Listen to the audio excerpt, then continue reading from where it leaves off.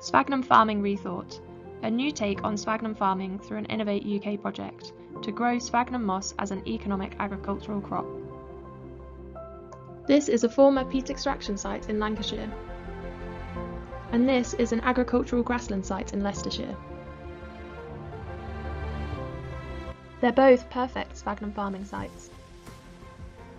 3D terrestrial laser scan images of a trial plot at the start of the project, and again 18 months later, show the great productivity and growth achieved through this project. After 2 to 3 years, the sphagnum is harvested, dried and processed until it looks like on the right, before being mixed with other growing media constituents such as bark, as on the left. It has similar advantageous properties to peat, so can replace it. This is approximately 1 metres cubed of sphagnum growing media, and 2 million is needed if it were to replace all UK peat. Sphagnum farming avoids peat extraction and so avoids this huge ecological and carbon store damage. Bare ex-extraction sites, drained peatland for grassland and arable uses, release vast amounts of carbon each year. Carbon greenhouse gas measurements show that once there is a full coverage of sphagnum, it protects the carbon stored with negligible methane emissions. Therefore, further peat loss on these sites is prevented. The sphagnum growing media product was put to the test by peat-free partner Melcourt. Various commercial growers compared the product to other growing media available today. As you can see, it was a success. It worked just as well, if not better, than other commercially available growing medium. So, what's unique about this sphagnum farming project? The seeding material used is sustainably produced by Beda Moss, the project lead.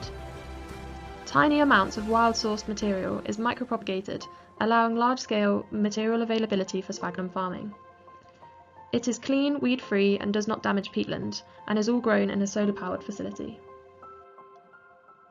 Beda Hummock and Beda Gel, 2 Beda Moss products, were used in these trials as the seeding material.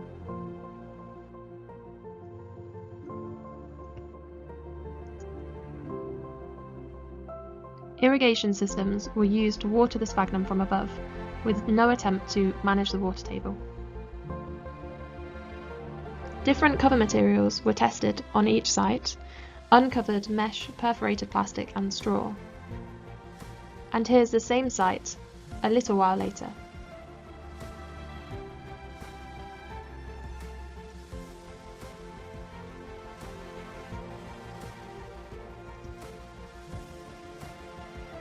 These pilots are being rolled into large-scale commercial trials through a new funded project.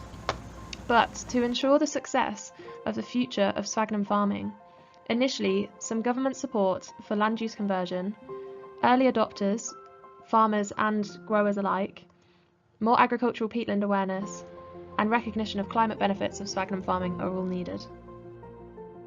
This Innovate UK funded project, led by Beda Moss, with main partners Manchester Metropolitan University, University of East London, Melcourt and Natural England, has led to sphagnum farming to be rethought.